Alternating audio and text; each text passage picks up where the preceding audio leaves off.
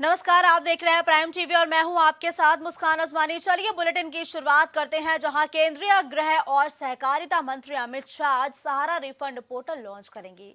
वहीं इस वेबसाइट को आज अटल ऊर्जा भवन में लॉन्च किया जाएगा। इस पोर्टल के जरिए उन निवेशकों के पैसे वापस मिलेंगे जिनके निवेश की समय की अवधि पूरी हो चुकी है। किस तरह से निवेशकों को उनके पैसे मिलेंगे, इस बारे में इस वेबसाइट पर पूरी जानकारी भी उपलब्ध होगी। दरअसल देश भर के लाखों निवेशकों के करोड़ों रुपए सहारा इंडिया में फंसे हुए हैं। लोग अपने निवेश की रकम की वापसी का इंतजार एक लंबे समय से कर रहे हैं। वहीं सहारा इंडिया की मैच्योरिटी पूरे होने के बावजूद भी अभी तक लोगों को उनके पैसे वापस नहीं मिल रहे हैं। इससे लोग भी काफी परेशान हैं। निवेशकों ने इसको लेकर कई बार आंदोलन भी किया, लेकिन कोई हल नहीं निकला। तो वही सुप्रीम कोर्ट के ऑर्डर के बाद अब सरकार भी एक्शन में आ चुकी है, जहां अमित शाह अब एक पोर्टल लॉन्च करेंगे जिसके जरिए सहारा के निवेशकों को उनके पैसे वापस मिल जाएंगे।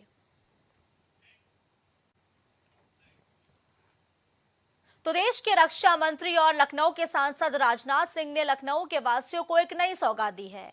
देश के रक्षा मंत्री और लखनऊ के सांसद राजनाथ सिंह ने आज एक फ्लाईओवर का लोकार्पण किया। इस लोकार्पण कार्यक्रम में केंद्रीय मंत्री नितिन गडकरी, मुख्यमंत्री योगी आदित्यनाथ और डिप्टी सीएम ब्रजेश पाठक समेत भारतीय जनता पार्टी के कई बड़े पदाधिकारी मौजूद रहे। बता दें कि सीतापुर रोड स्थित आईआईएम तिराहे के पास लगातार जाम की स्थिति बनी रहती है, जिसके बाद स्थानीय जनता ने लखनऊ के सांसद राजनाथ सिंह से मिलकर मामले की गुहार लगाई थी। तो वहीं सांसद राजनाथ सिंह ने केंद्रीय मंत्री नितिन गडकरी को पत्र लिखा और इस रूट पर फ्लाईओवर बनाने की बात कही है, जिसके बाद लखनऊ के सांसद के अनुरोध को स्वीकार करते हुए इस फ्लाईओवर का काम 15 जून 2022 को शुरू कर दिया और साल भर में यह फ्लाईओवर बनकर तैयार भी हो गया है।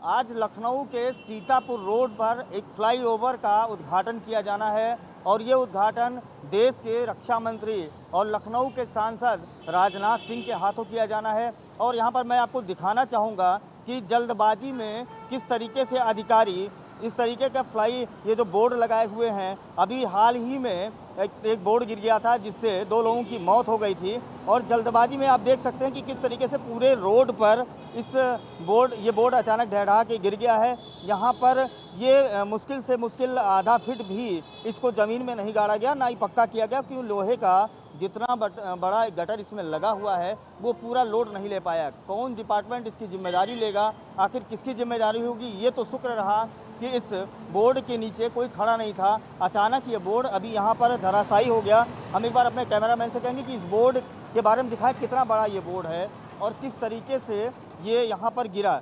ये तो गनीमत रहा कि यहाँ पर मौके पर कोई नहीं था। तो आनन फानन में अधिकारियों की गलती की वजह से आम जनता को समस्या भुगतनी पड़ती है, जिस तरीके से ये बोर्ड गिरा है। अभी हाल ही में गोमती नगर में एक घटना हुई थी, वहाँ पर बोर्ड गिर गया था। बोर्ड गिरने से वहाँ पर 2 लोगों की मौत हो गई थी। तो अगर कोई वीआईपी या वीआईपी कार्यक्रम होता है तो उसमें अधिकारी अपनी जिम्मेदारियों से मुंह क्यों मोड़ लेते हैं? अचानक यहाँ पर पेड़ लगा दिया गया, अचानक बोर्ड लगा दिया गया। तो अब जो बोर्ड लगाया गया है उस बोर्ड को पूरी तरीके से पक्का नहीं किया गया। इसमें कुंटलों लोहा लगा हुआ है, उसका गटर लगा हुआ है, वो अचानक ढह के गिर जाता है। तो ये देखने वाली बात होगी फिलहाल ये किस विभाग का काम है, ये प्रचार प्रसार विभाग का काम है या नगर निगम विभाग का काम है या सूचना एवं जनसंपर्क विभाग का काम है, किसका काम है? ये जवाबदेही किसकी तय होगी? फिलहाल जिस तरीके से बोर्ड यहाँ पर गिरा है वो कहीं ना कहीं दुर्घटना का बड़ा कारण हो सकता था।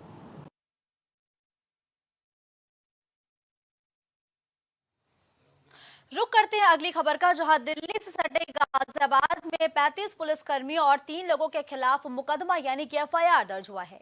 आरोप है कि उन्होंने फर्जी केस में मंदिर के महंत और उनकी पत्नी को जेल भेजा था और ये एफआईआर कोर्ट के आदेश पर दर्ज की गई है। गौर करने वाली बात यह है कि कोर्ट के आदेश के बावजूद एफआईआर दर्ज होने में 40 दिन लग जाते हैं। और आपको बता दें कि जुलाई 2022 में फर्जी केस में लोनी बॉर्डर थाना क्षेत्र स्थित सिद्ध बाबा मंदिर मोनू धाम के महंत सोनू और उनकी पत्नी दीपा के खिलाफ एफआईआर दर्ज की गई थी, जिसके बाद दोनों को जेल भेज दिया गया था। और जेल से छूटने के बाद महंत ने कोर्ट में गुहार लगाते हुए कहा कि उनके खिलाफ झूठा मामला दर्ज किया गया था।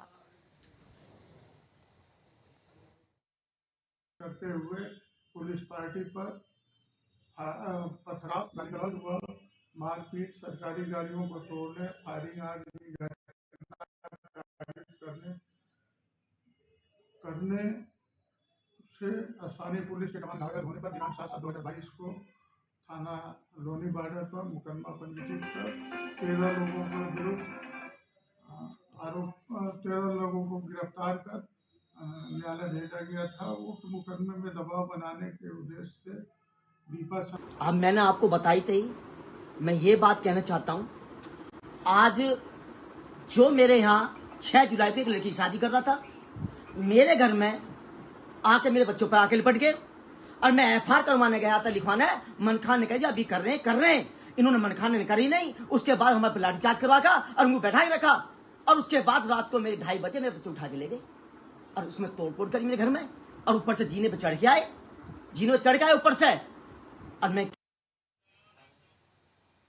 खबर मैनपुरी से है, जहां तंत्र क्रिया के नाम पर महिला को मरघट पर ले जाकर तांत्रिक ने उसके साथ बलात्कार की घटना को अंजाम दिया है।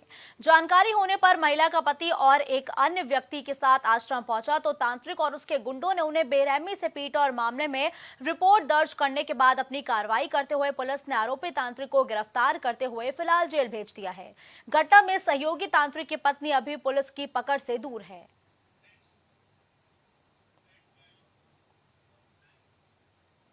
तो वहीं शाहजहांपुर में पुलिस अधीक्षक अशोक कुमार मीणा ने शहर में आगामी मुहर्रम पर्व पर निकलने वाले जुलूस मार्ग का ड्रोन के माध्यम से निरीक्षण किया है। इस दौरान भारी पुलिस बल उनके साथ मौजूद रहा। एसपी ने आमजन से सावन के पावन महीने में पड़ने वाले आगामी सभी त्योहारों को शांतिपूर्ण ढंग से मनाने की अपील की है। इसके साथ ही उन्होंने जिम्मेदारों को आवश्यक दिशा निर्देश भी दिए हैं। उन्होंने बताया कि आगामी त्योहारों को शांतिपूर्ण ढंग से संपन्न कराने के लिए पूरा प्लान तैयार किया है, जिसके तहत सकुशल त्योहारों को संपन्न भी कराया जाएगा। यहाँ पर किस तरीके का आपने निरीक्षण किया है और ड्रोन उड़ा के क्या कुछ जानकारी? ये आगामी मुहर्रम का जो त्यौहार है उसके संबंध में जो हमारे ताजियों के जुलूस हैं वो किस रूट से निकलते हैं, करबला कहाँ पर है, उस रूट को देखा गया है और जो कमियाँ हैं जिनको पूरी करवानी उसको बताया गया है। और इसी संबंध में बाकी जितने भी हमारे जनपद के जहाँ पे मुहर्रम के जुलूस रहेंगे तो सभी जगह अधिकारीगण उनको देख।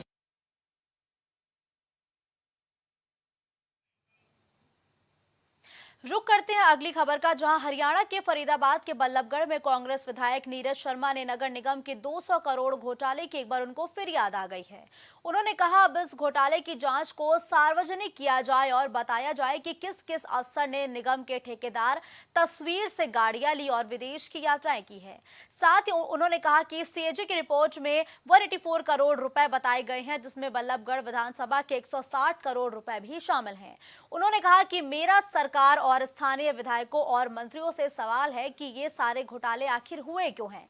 उन्होंने मांग की है कि पकड़े गए ठेकेदार सतबीर के खातों को भी सार्वजनिक किया जाए, जिससे मालूम चल सके कि निगम के किन किन अफसरों को इन खातों के माध्यम से क्या क्या लाभ पहुंचाया गया है।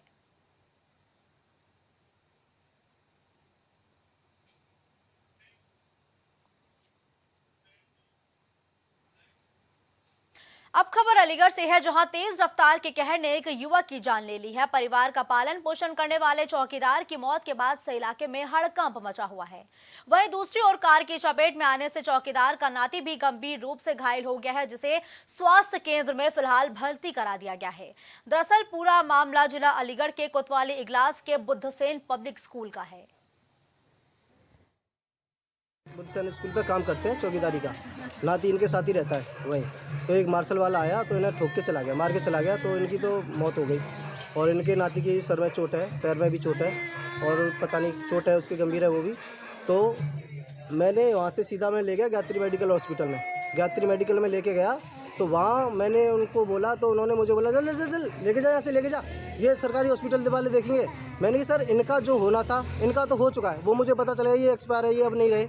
मैंने उनसे बोला कि सर आप एक बार इनका तो हो गया जो होना है, आप इस बच्चे को तो देखो कम से कम।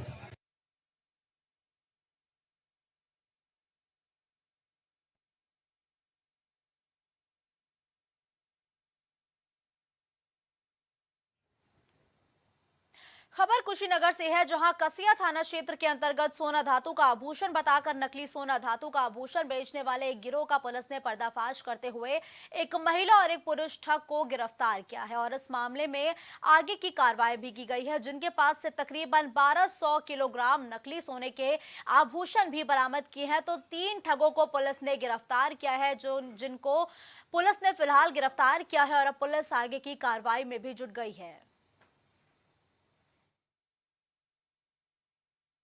आभूषण बेचने वाले गिरोह का पुलिस ने भांडाफोड़ किया है, साथ ही गिरोह के 3 लोगों को गिरफ्तार भी किया गया है।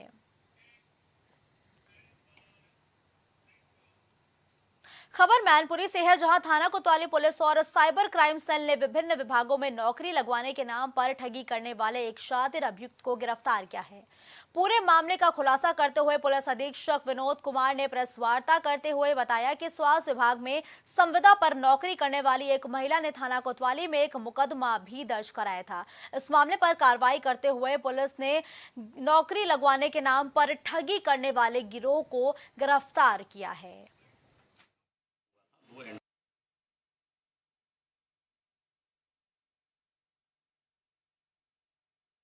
90,000 रुपये स्वास्थ्य विभाग में नौकरी कराने के नाम पे ठगी कर ली है।